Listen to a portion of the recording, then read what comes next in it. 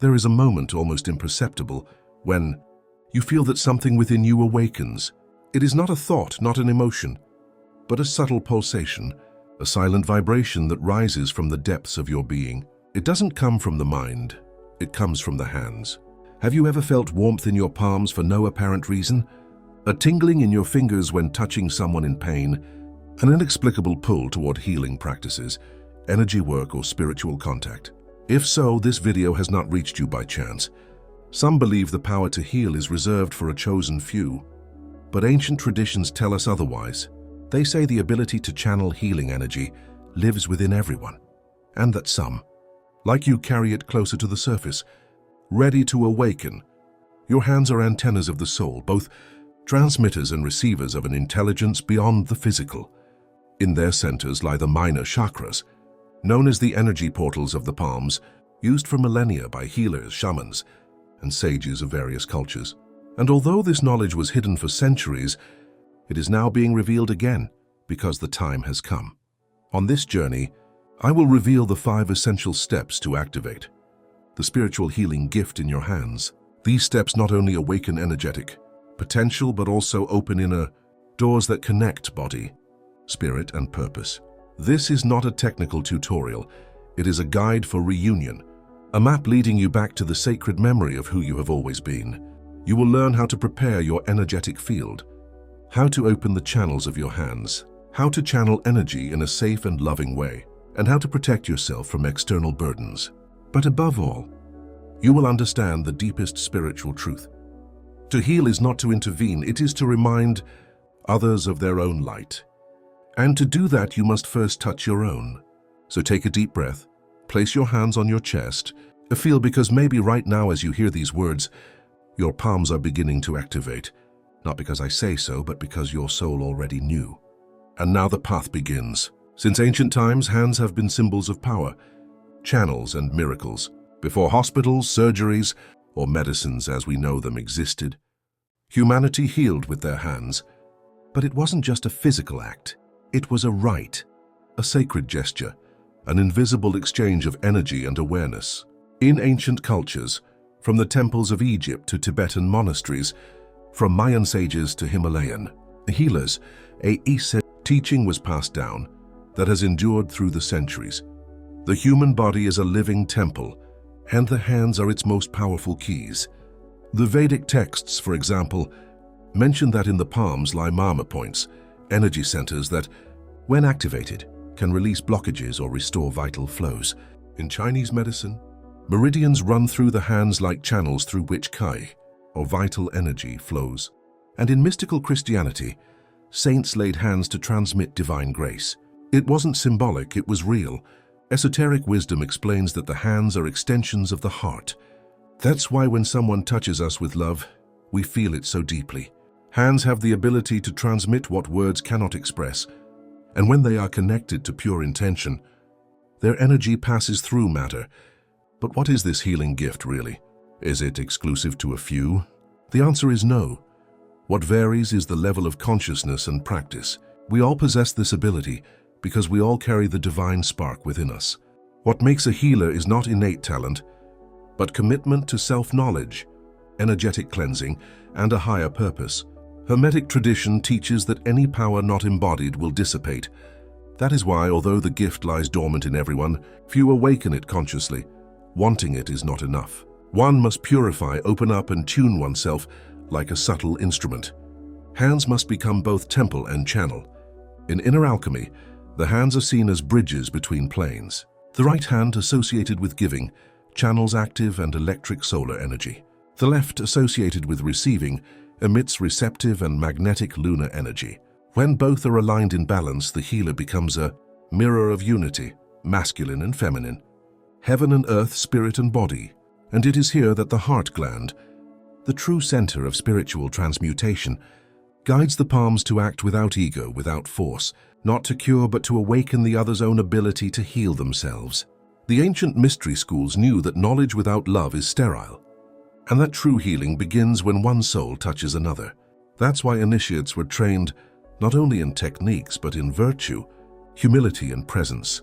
Today this forgotten legacy returns to you, not as theory but as memory. Because if you're reading this, it's because your hands don't just want to touch the world, they want to transform it. Healing doesn't begin when you lay your hands. It begins much earlier. It begins in silence, in intention, in the internal space you choose to create within yourself. True healing is not an act of power but of connection. And to activate the gift sleeping in your hands, you must walk a conscious path. This path unfolds in 5 steps. Today we reveal the first 3. Step 1. The inner remembrance, recognizing your calling. Before anything else comes recognition. You cannot activate what you do not acknowledge. Many live their lives feeling that something inside them is different.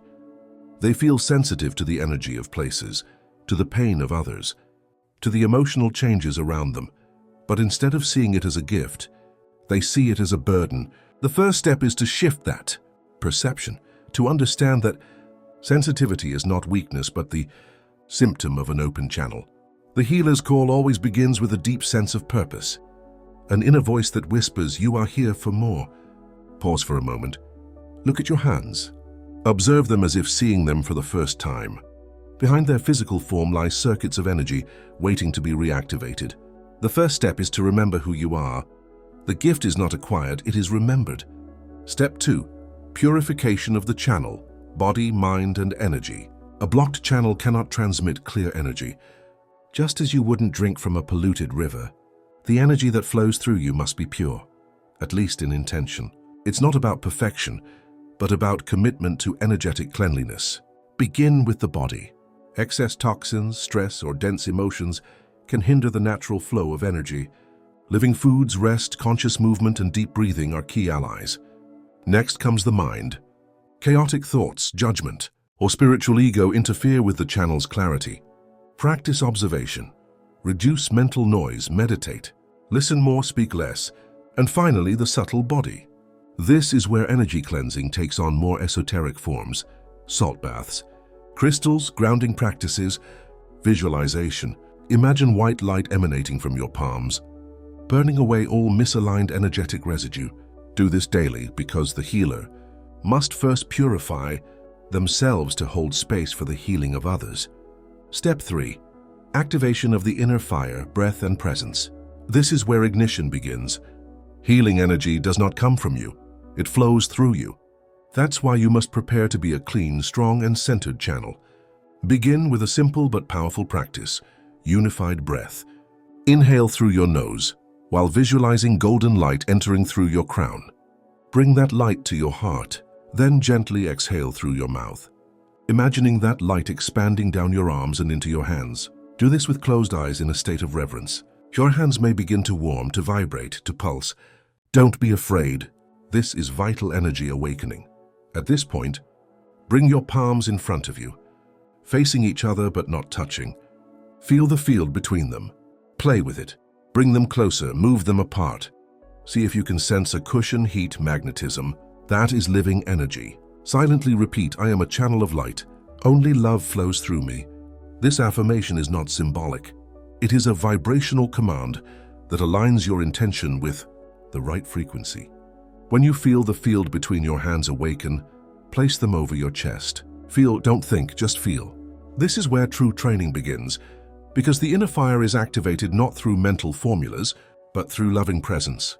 If the first 3 steps are the awakening of energy, the last 2 are about mastery, channeling with wisdom, and protecting with awareness. This is not just about moving energy, but understanding your role as an intermediary between the invisible and the visible, the subtle and the tangible. The healer does not become the owner of power. They become its servant. Step 4. Conscious channeling. The art of directing without interfering. Once you've activated your energy centers and opened the flow, you must learn how to direct the energy. This step is not about healing the other person, but about facilitating the energetic balance that their soul is already seeking. Healing is not imposition, it is vibrational companionship. How do you channel consciously? First, with pure intention. Every session must begin with an internal declaration, such as, "May only the highest, most compassionate energy flow through me in this moment." Then your full attention must be present. It's not a time to think or analyze. It's a time to listen with your hands. You may visualize energy entering through your crown, purified in your heart, and flowing out through your hands like a golden river. Use archetypal symbols if you wish, a spiral, a lightning bolt, a blooming flower. These visual codes help your subconscious hold the frequency. You don't need to manipulate or push energy. It's enough to place your hands gently on the receiver's body, or hold them at an intuitive distance, and allow the intelligence of the energy to do its work. Your task is to hold the field, not control the process. At times you may perceive areas of heat, cold, or pressure. Remain receptive. Let your hands move guided by intuition. Subtle movements like spirals or energy sweeps may arise spontaneously. Trust them. This is not knowledge you learn only from books. It is an art activated by ancestral memory. And if the receiver cries, trembles, or enters deep silence, do not interrupt. The energy is doing what it must. Your silence is medicine. Step 5. Protection and closure. Guarding the temple. One of the most common mistakes of beginner healers is not knowing how to close their field. By opening so fully to another's energy, you may be left exposed to dense emotions, energetic residue, or spiritual fatigue. Protection is not paranoia, it is energetic hygiene. At the end of any session, whether with yourself or another, you must close your field. First, gently shake your hands as if releasing invisible dust. Then rub your palms together firmly and place them over your heart. Breathe deeply. Next, visualize a golden light mantle wrapping around you. Some imagine a sphere, others a flame. What matters is that you see yourself energetically sealed. This does not block love or empathy, but it protects your system from vibrations that do not belong to you. A powerful ancestral method is breath. Inhale deeply and, as you exhale, release a soft, relaxed sound while visualizing the closure of any energetic leaks. This breath is your final seal, and don't forget to give thanks. Express gratitude to the energy, the body, the soul of the other person, and your own being. This gratitude keeps your channel clear, because ego cannot coexist where humility resides. A true healer is also a guardian, not only of others but of themselves, because if you are not centered, you cannot support anyone's healing. Your energy is a temple, and like any sacred space, it must be cared for, cleaned, and honored. Knowledge alone is not enough, you must live it.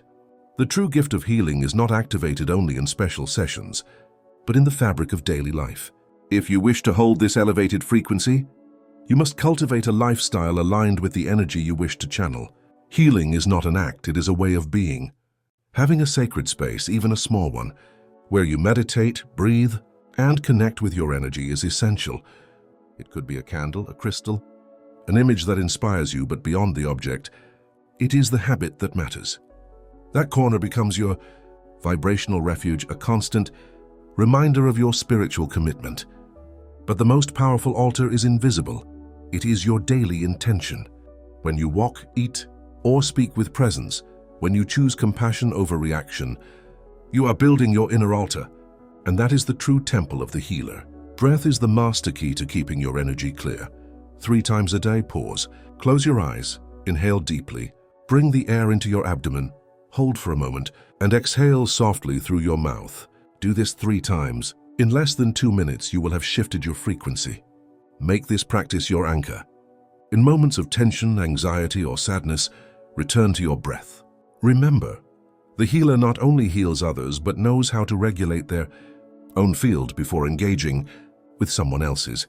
Just as you bathe to cleanse your body, you must also bathe energetically. A mindful shower, imagining the water washing away dense energies, a bath with sea salt and lavender, or simply brushing your body with your hands from top to bottom with the intention of release. You can also use incense, sound tools like bowls or mantras, or walk barefoot on the earth. Anything that brings your body back to center is part of your spiritual self-care. Before touching someone, giving advice, or even speaking from a place of the healer, pause and set your intention. This can be mental, such as saying, "May this word touch the soul, not the ego." Intention is what distinguishes the healer from the manipulator. Remember, you are not doing something to the other, but with the other. This aligns you with the true humility of spiritual service. You are not here to save anyone. You are here to remind them that they can save themselves. Surround yourself with kindred souls. Share, learn, exchange energy, but idealize no one. No gurus, no techniques, no quick promises. The path of healing is deep and often challenging. Learn to listen to your body, your intuition, and your heart above the external noise. There is a secret that the oldest spiritual traditions have whispered for millennia, one that has been lost in modern noise and the fascination with external powers.